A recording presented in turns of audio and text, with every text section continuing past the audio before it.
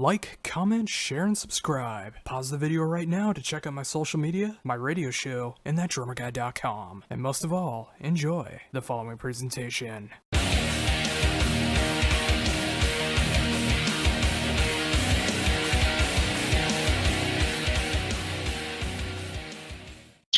Hey Josh. Hey, how's it going?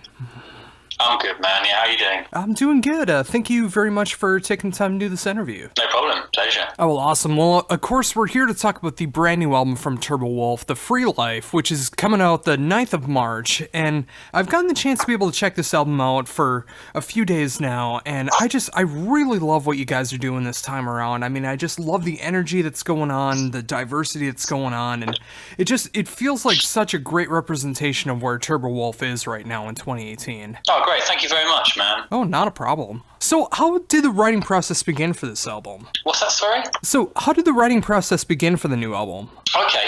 Well, the writing process is generally the same for every record. It's split between myself and Andy, the guitarist in the band.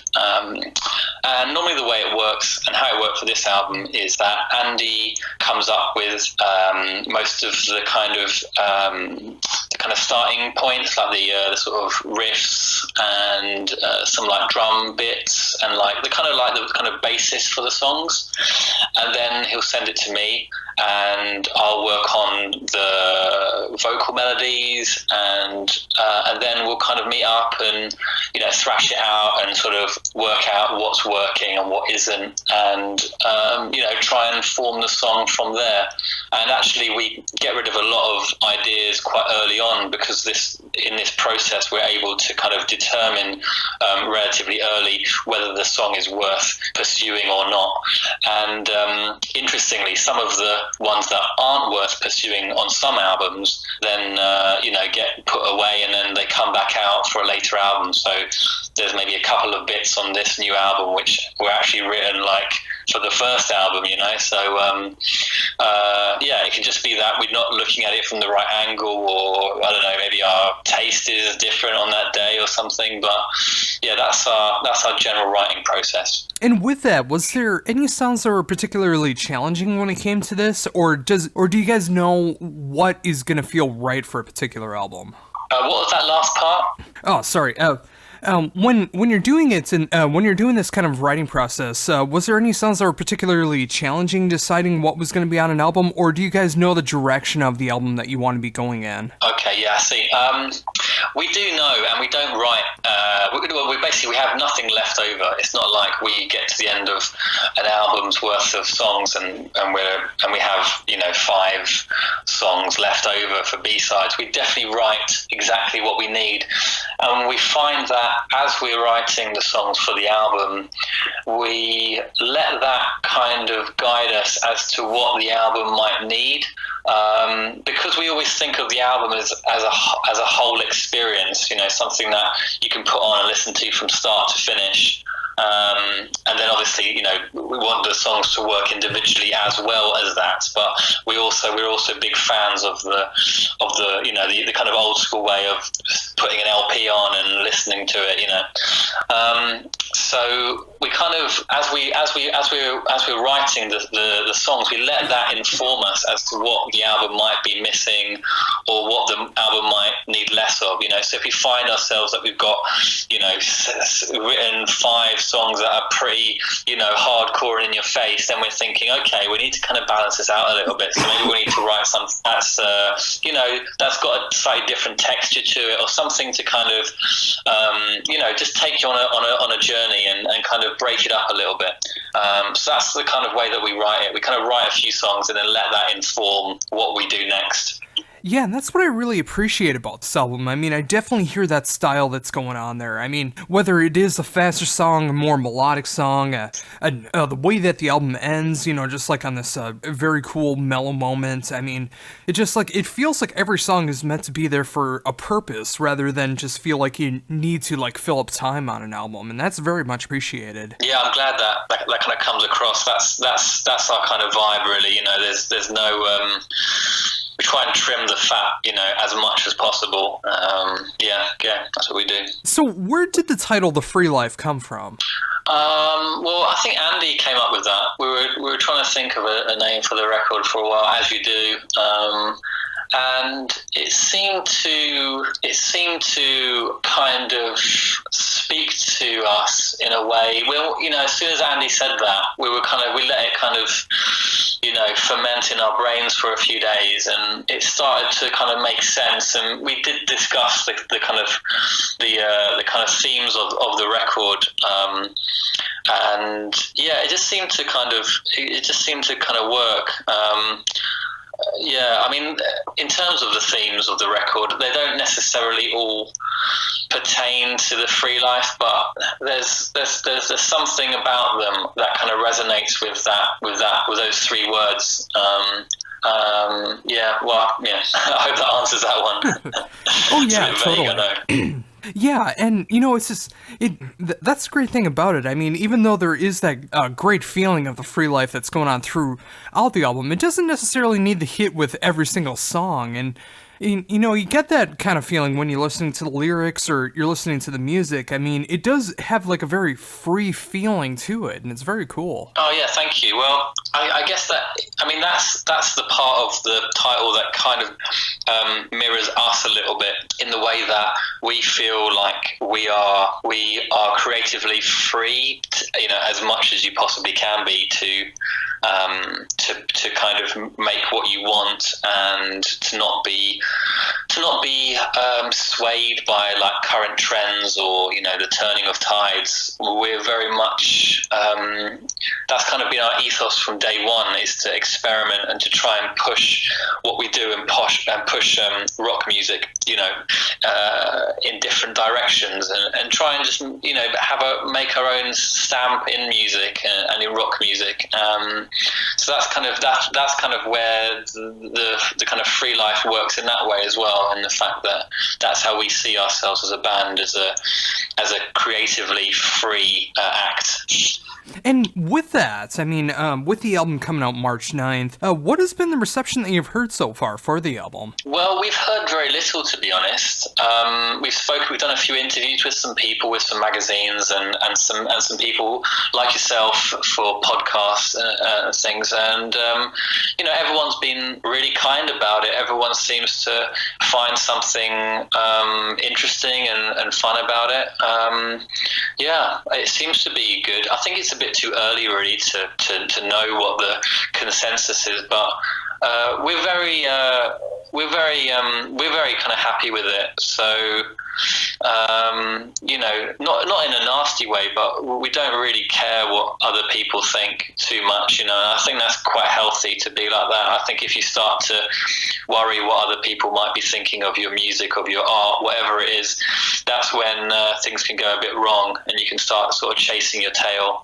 So we try and ignore that and just concentrate on making something that we're really proud of, which we are with this album. Yeah, and that is so great to hear that as well. I mean, obviously you do want to make the fan base happy, because you want to make sure that the people who have enjoyed your music are still there enjoying your music, but you want to keep your musical integrity at the same time. You want to be able to make the music that you want to make, sing about what you want to sing, and do everything that you want to do as a band, because when you start to take those little parts away where you start losing some of that integrity, that can definitely burn you out. Yeah, absolutely. Yeah, agreed. So with that, I mean, it's got to be a great feeling to finally be able to get this album coming out in March 9th. I mean, how does it feel to get the whole writing process done and just worry about the live shows and everything coming up now? Oh yeah, it feels great, man. A big part of what we do is live, is playing live, and we've had such a long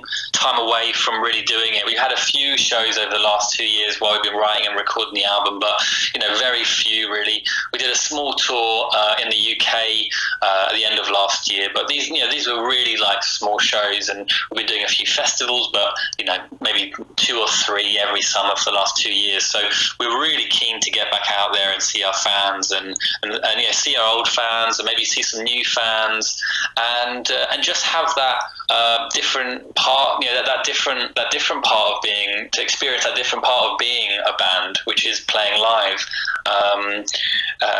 which is really nice. It's such a nice thing to be able to play live for a long time, and then when you start getting sick of that, then it's kind of time for you to get back in the studio and write a record. And then when you've written the record and you're kind of sick of doing that, then you go back out and you tour it. So there is that kind of quite nice natural kind of rhythm to your kind of record cycles. We're all just really, really pumped to get back out there and come back to the States, obviously in May, with like Royal Blood, and bash some heads.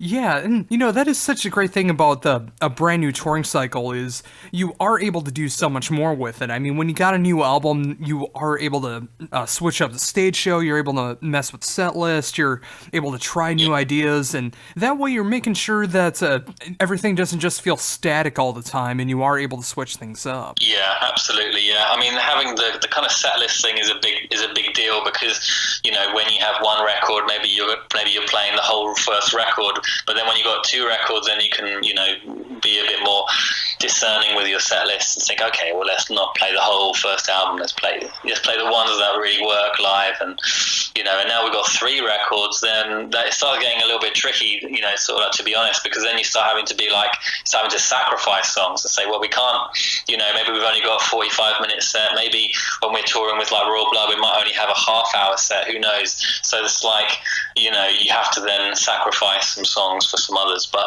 it's certainly fun doing that, and we're having fun at the moment rehearsing and going through that process.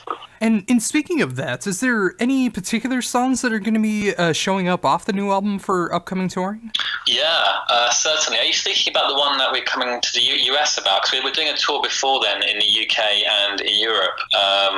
But I guess for maybe, I don't know where your listeners are listening from, I guess all over the world. Well, yeah, certainly. We're going to be playing some stuff off the new record.